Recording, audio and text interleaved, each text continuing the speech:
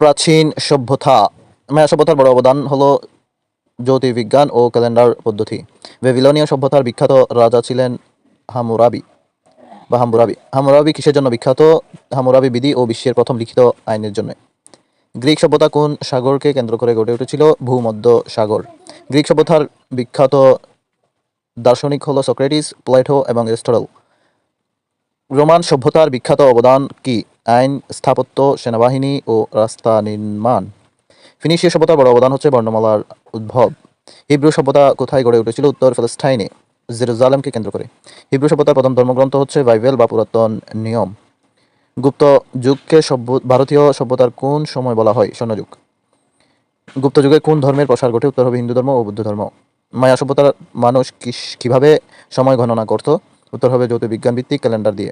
Mesopotamia সভ্যতার দিনে কত ঘন্টা ছিল? 12 জোড়া ঘন্টা বা 24 ঘন্টা।